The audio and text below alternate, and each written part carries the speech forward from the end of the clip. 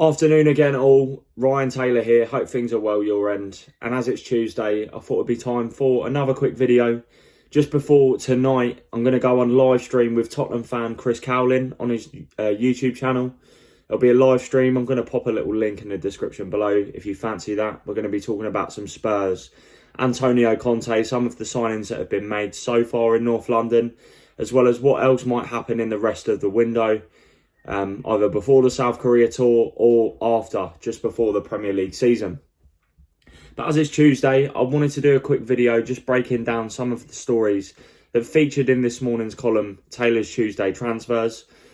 Those of you that watched last week's video, I kind of touched on the fact I wanted to be a little bit more active again, kind of slacked off the YouTube content, which is understandable at the moment really, because like I mentioned, I'm moving house at the moment, which is why this room's a little bit of a mess. So I do apologise for that.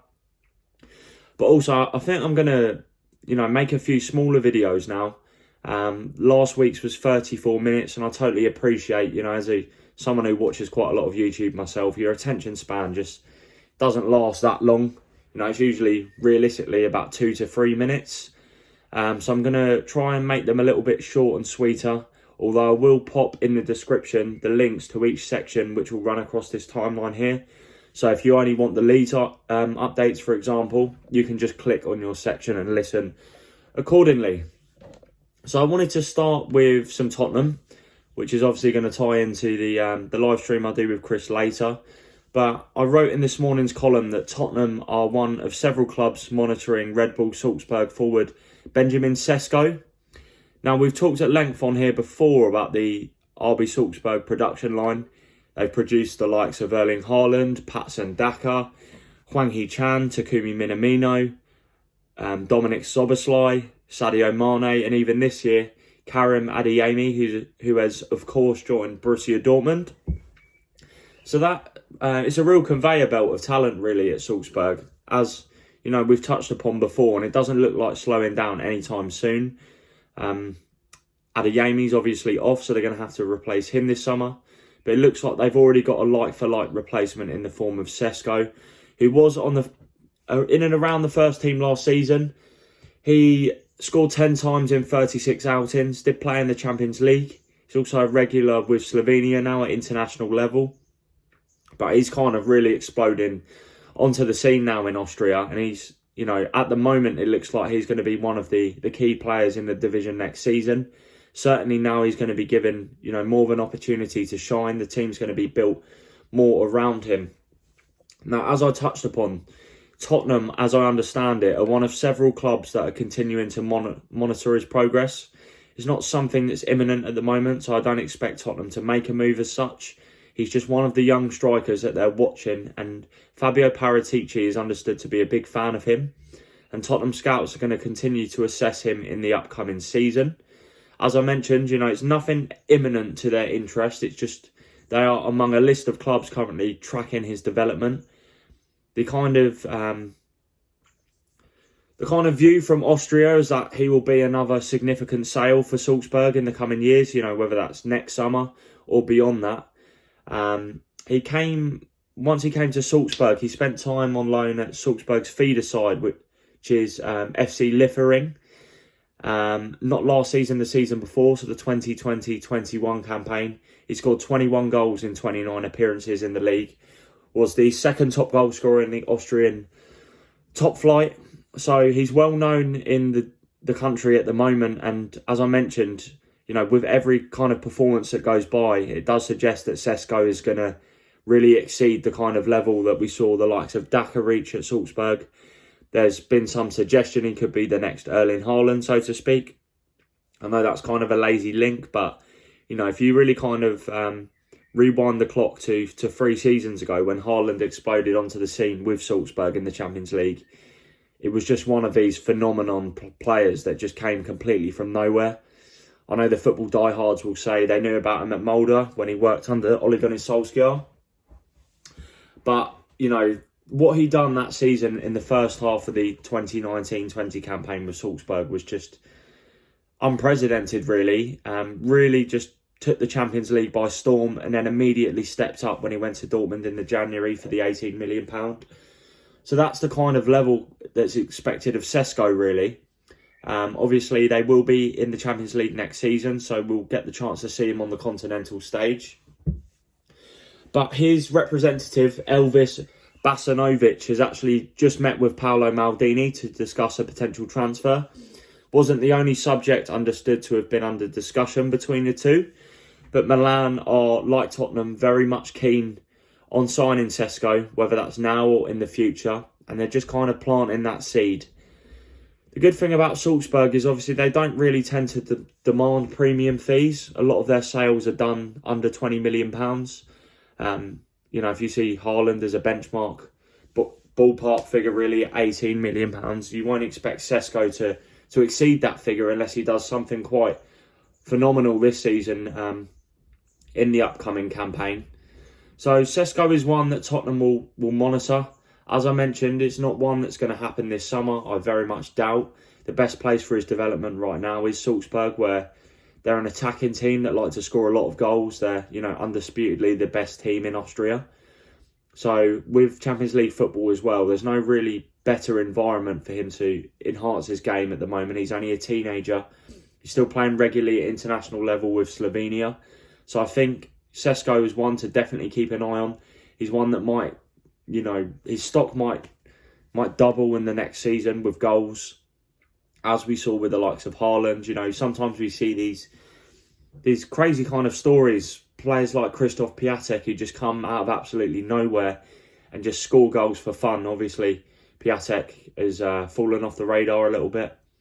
But ultimately, I think Sesko has the fundamental qualities and potential and the environment really to really grow and fulfill that ceiling that, ultimately sees him regarded as potentially one of the best young striker prospects in Europe at the moment. I was going to get a little drink, sorry, just because my throat is a bit dry from talking.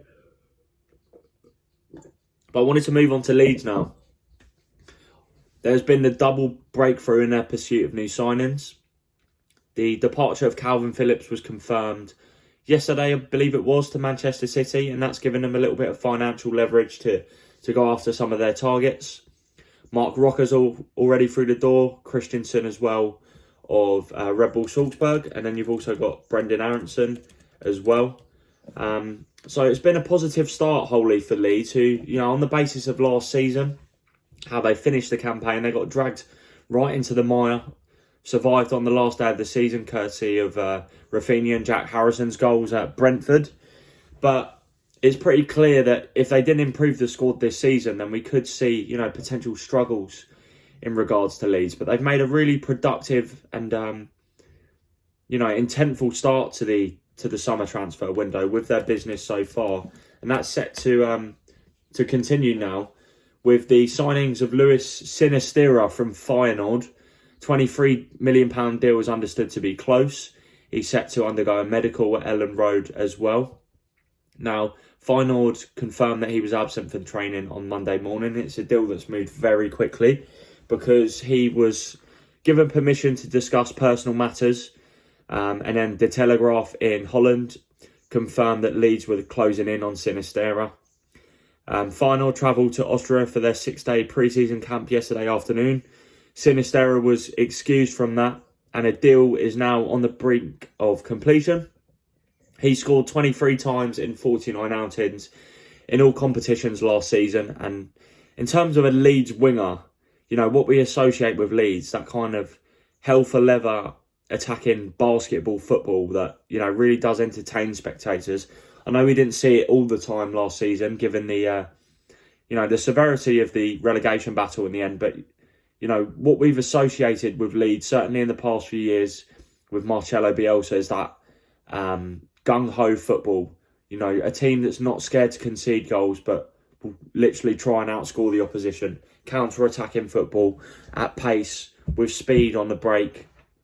High-scoring matches as well. And Sinisterra is a kind of chaotic player, so to speak. His dribbling is, what you'd associate with a South American winger. A kind of flair player that's, grown up, putting his own individual blend and personality on his football.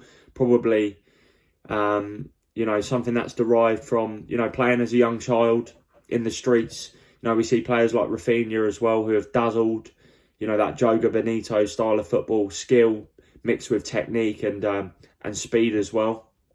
So that's what Sinisterra will bring to the table. He was named the Young Player of the Year in last season's UEFA Conference League. Feyenoord, of course, lost the final to Roma 1-0 in Tirana, Albania. But Sinisterra was a real eyeful in the competition in general. He was really impressive and he was one of the best wingers in the Eredivisie last season.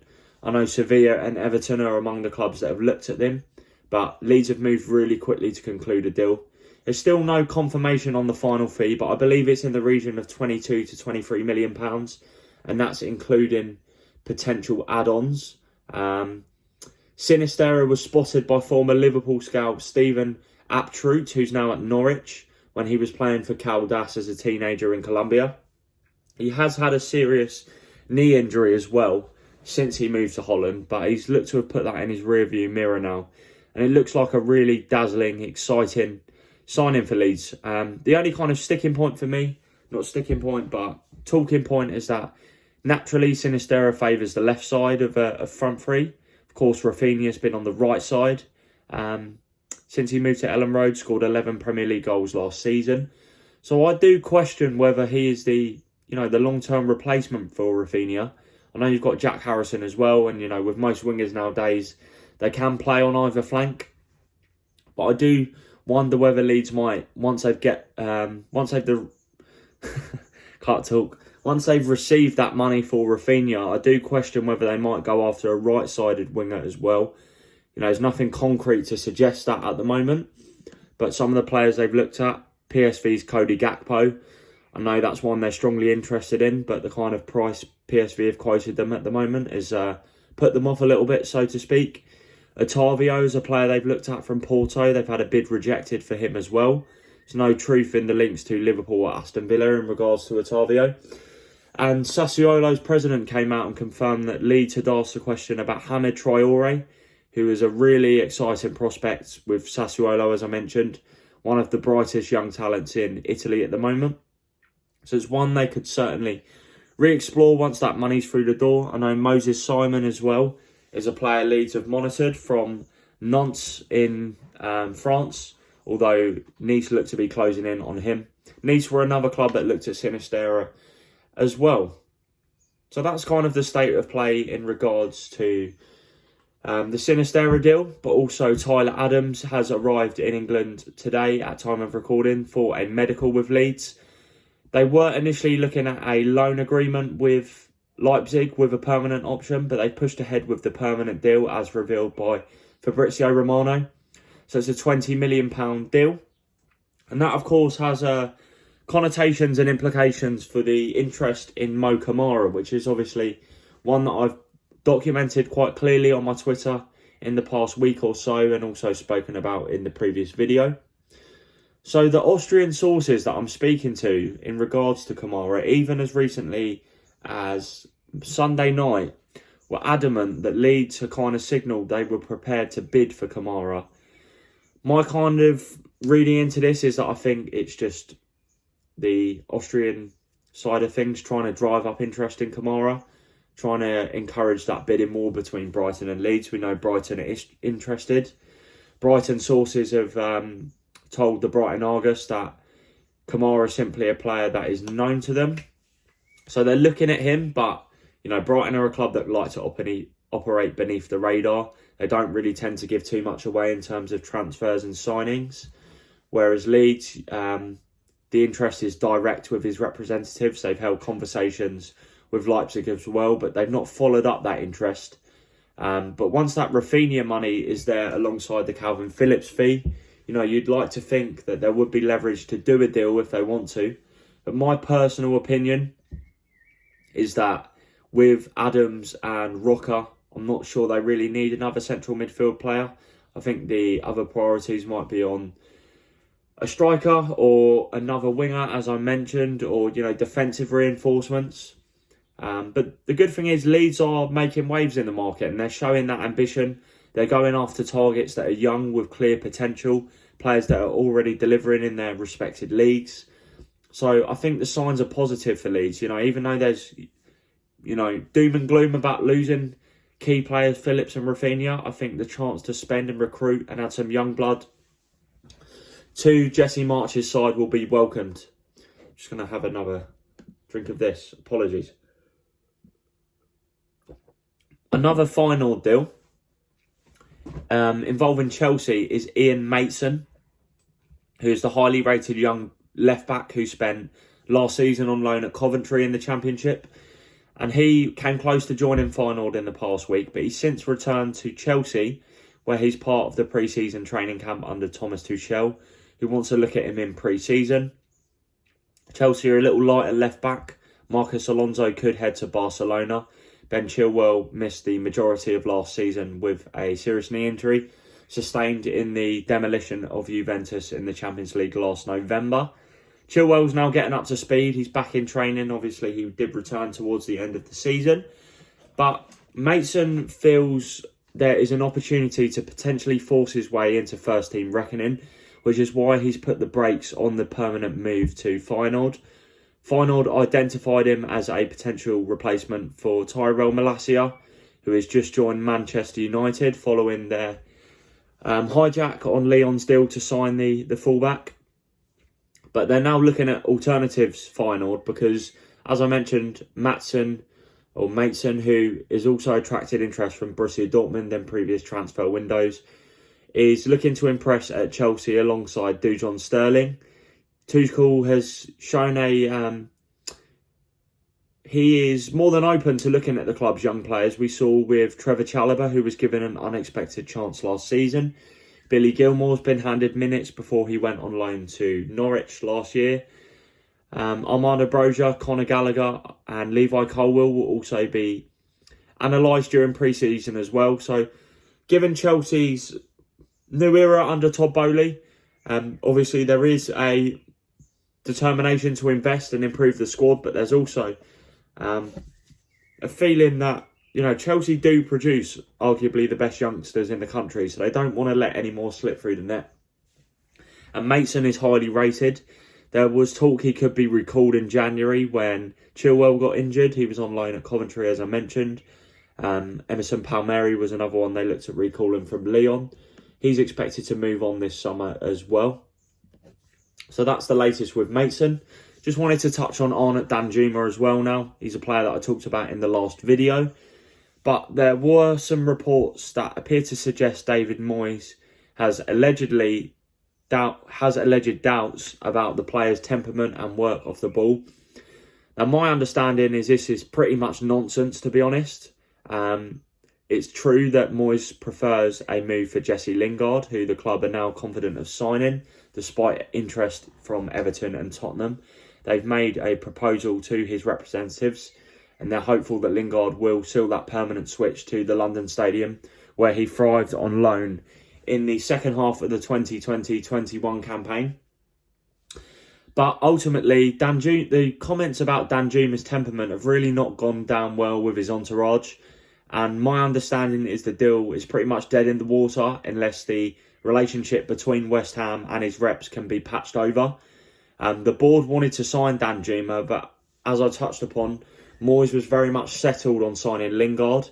He didn't know whether the financial leverage was there to do both deals and push for Armando Broja, who is the club's top striker target. Danjuma's really relaxed, more than happy to stay at Villarreal ahead of the World Cup in Qatar. He was also prepared to wait on a move to West Ham. Has also been tentative interest from United and Liverpool in the past year or so. But at the moment, he looks likely to stay at Villarreal because of the comments made about his temperament really not gone down well with his team. And just finally, wanted to touch quickly onto Middlesbrough. They're keen to push through a deal for Jed Spence and let him join Tottenham. See, Tottenham are yet to raise their offer, although they're advancing in talks with Boro. They're still yet to raise that offer to get a deal over the line. Boro are obviously resigned to losing Spence, but they need that money through the door to fund a promotion push. There's quite a few targets on the agenda, not least a striker. There's quite a few plate spinning. Dwight Gale's a player they've looked at on loan. Coventry City's Victor Goyokeres is a player they've also targeted. Ellis Simms of Everton is another one that is under consideration as well. Jared Branthwaite, the Everton centre-back, is a player they'd like to take on loan as well. But Simms is an interesting one. He's returned to pre-season training with Everton, who will take a look at his progress. He flourished on loan last season at Hearts in the second half of the campaign. Also enjoyed a really promising loan spell with Blackpool the previous season. So I think he's one that Everton will look at, particularly now Richarlison has gone. But Hearts would like to bring him back on a permanent deal, while Rangers are also monitoring his situation as well.